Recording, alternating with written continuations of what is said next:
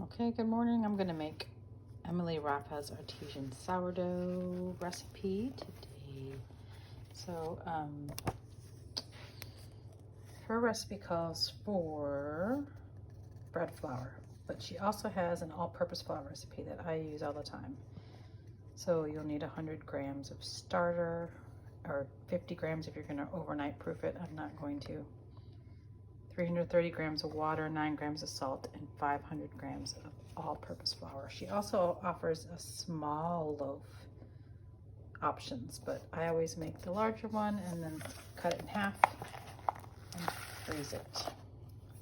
My starter's just out of the fridge. It's been in there for a week. It actually looks pretty good. I don't know if you can see, but there's some bubbles on there.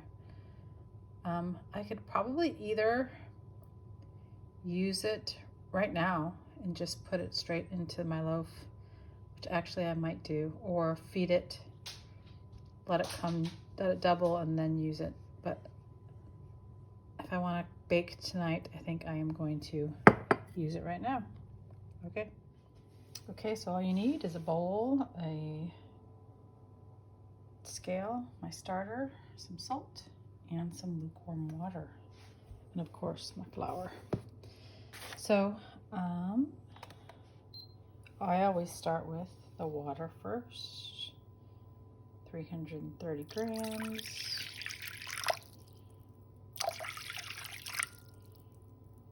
Oops, yep.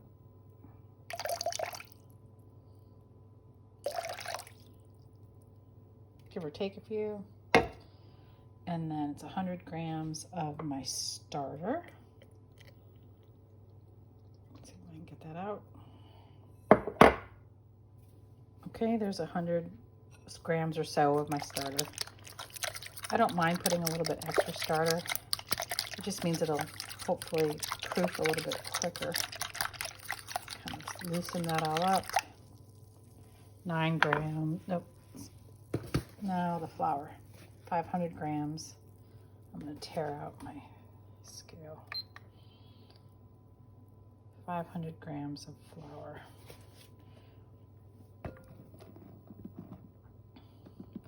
I went a few grams over on the water, so I don't mind going a few grams over on the flour if I do. Okay, so 506. And then 9 grams of salt on top of that.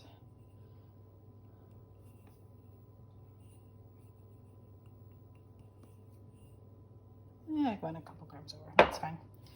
Okay. And just mix that all up till it's nice and shaggy. Cover it with plastic wrap and let it sit for half an hour before you do your first fold. Actually, my first and only fold. So here it's all shaggy, my shaggy dough.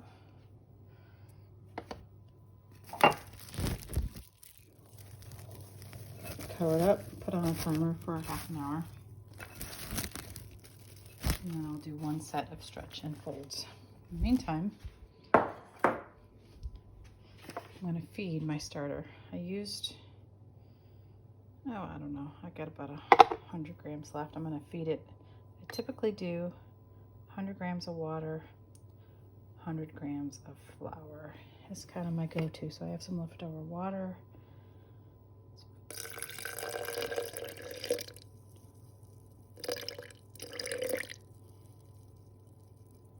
Perfect. And then I'll loosen that up, what's in there, and then I add 100 grams of flour, cover it, and let it double in size before I make some bagels. Okay, my timer just went off. Here's my dough, half an hour later. I'm going to get my hands a little bit wet, because it is sticky, and do some stretch and folds. Pick it up and stretch and fold, literally. Super easy. Until it starts to firm up. You'll feel it get firm and it won't really stretch as much anymore. Just keep going around. Sorry, I'm filming with one hand and doing with another, so I'm kind of all over the place.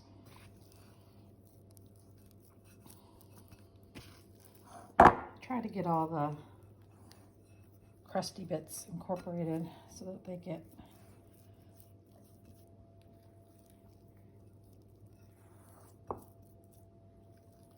used up and when they're proofing so that the bread can feed off of them. So in my first recipe, you did like 4 sets of stretch and folds, and I think that really supposedly helps to build the gluten. Because it's a 1-day bake. I still only do 1 set of stretch and folds with this recipe, and I haven't seen much of a difference. It's a little bit smaller loaf than the other one I used was 600 grams of flour, and this one's only 500 grams. So I'm gonna stop the video and do a couple more to tighten it up, but you can see you just keep going around until it's a nice kind of, it's starting to get firmed up. I'll probably do 3 or 4 more till it's nice and firm. Cover it with plastic wrap and then let it come to double in size. Leave it for 8 hours or so until it's all poofy and doubled in size. Okay, it's been 8 hours. Here's my dough, doubled in size. I'm going to put it out. I need to put it out here, scrape it out, and then let it rest 15 minutes before I shape it.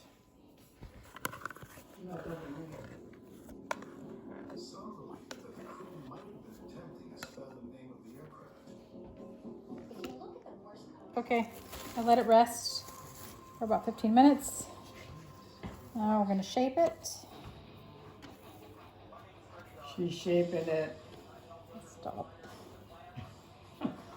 Pull all the sides in, make a nice little ball.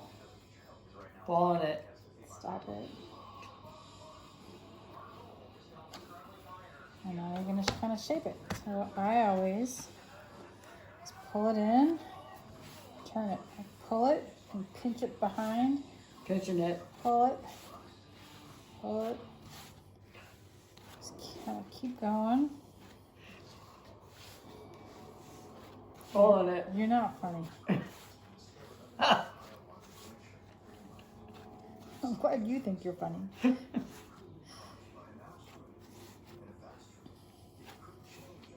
So it's kind of tight. You want Tighten it. This is where you kind of make sure it gets a nice and tight form. Oh, baby.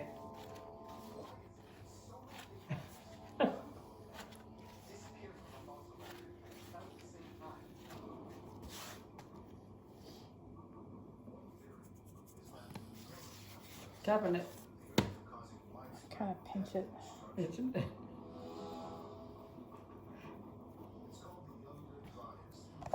Flour your Banneton.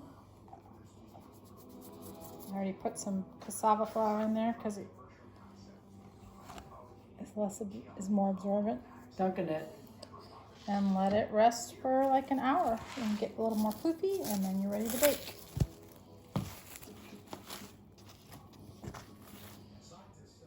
It's been an hour and it's nice and poofy. I sprinkle the top of my bread with cassava flour because I find that it helps it from not sticking.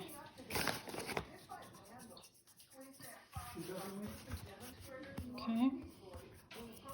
I've got this thing which is called a bread sling. Or you would use parchment paper and just lay it on top. Parchment paper.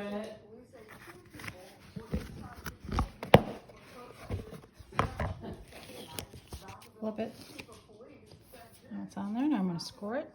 With a sharp knife, I use this tool.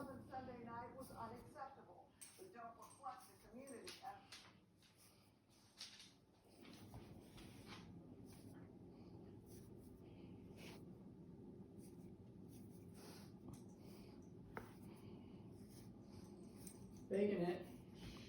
For this recipe, I don't preheat the Dutch oven. I just leave it cold. I put it in and then get it a little bit wet and bake for half an hour at 450. Okay, I'll lid off for another 20 minutes. Okay, fresh out of the oven. Here she is. Just pulled her out.